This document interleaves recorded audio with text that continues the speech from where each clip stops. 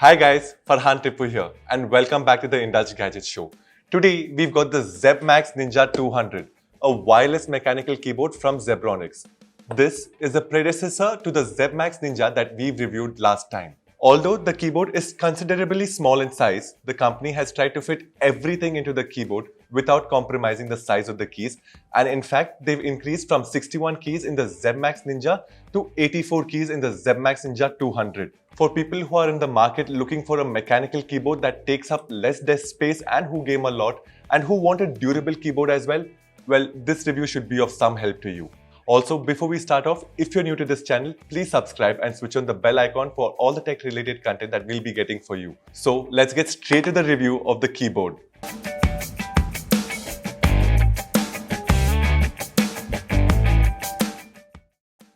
This is a multi-mode mechanical keyboard with 75% compact design. Here we get one color variant and that's this white keyboard.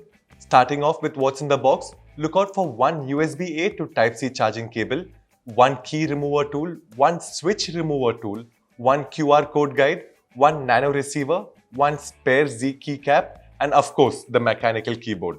Coming to the design of the product, here we get to see 84 keys on the keyboard when we compare it to the ZebMax Ninja that has only 61 keys. That's because they have added these extra keys. For some extra information, a normal size keyboard is usually 17 inches in length and has 104 keys. This keyboard is 12.5 inches in length and in my opinion, you will not find any trouble with the size of the keyboard once you start to use it. The company did not compromise on the make of the keycaps in this keyboard as well. Again here, we have 84 hot swappable keys with Outemo red switches. This is perfect for the gamers. The keycaps are also made of PBT material and this premium quality plastic finish makes the keys soft to the touch and it feels very comfortable while using.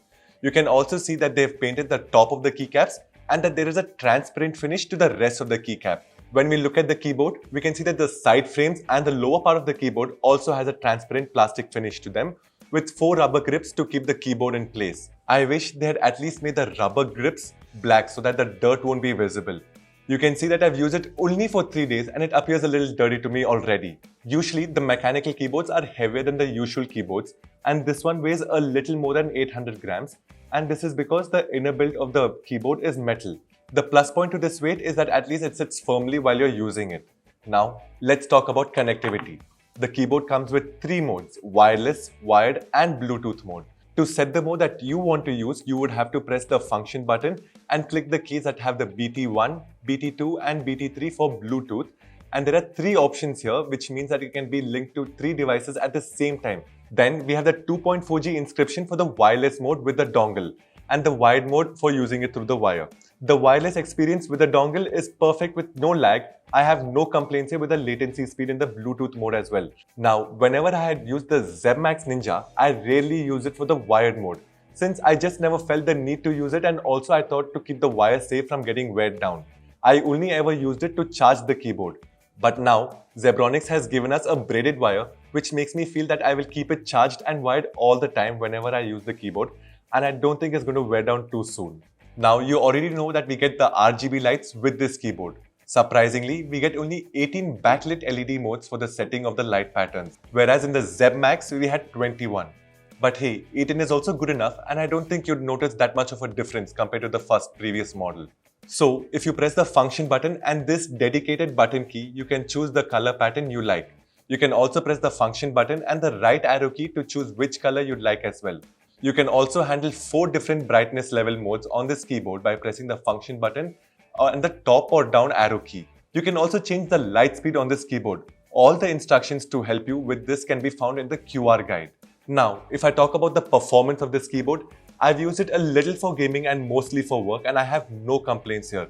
In fact, I prefer this keyboard to the ZebMax Ninja's 60% design. I thought I would be happy with the smaller one, but it does tend to get a little annoying. As in when I had to use the arrow keys on the previous model, I would have to press the function button and the shift button and then only you'd be able to use them. And again press the same commands to stop using them. But at least here, you don't have to do that. I thought that the 65% design was good to use. But for me personally, I like this one now, since it's a little more easier.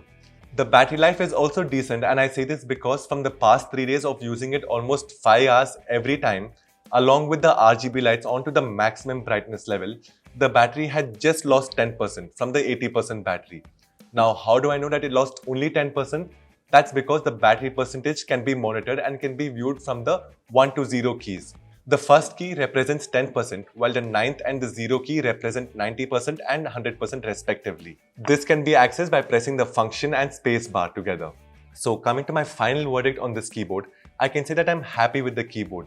The pros for me of this keyboard are the multi-mode setup, the low latency in the Bluetooth mode, the material and design that they went with in the make of the keycaps, the less noise that the keys make while typing, and of course the RGB lights that light up the keyboard. The cons for me would just be the finish that the keyboard's body sports. I'm scared that if it ever falls down, it will crack the plastic. And there are no software updates even for this keyboard as well. But hey, otherwise this is a great keyboard for those who are looking for a mechanical keyboard. And if you're using this in public places, I'm sure it will make heads turn for attention due to the bright RGB lights. They just light up the keyboard even in bright environments and not just dark environments. So that's it for today, folks. And if you have any questions that I didn't answer in this video, please let us know in the comment section below and I'll be sure to get back to you. See you next time.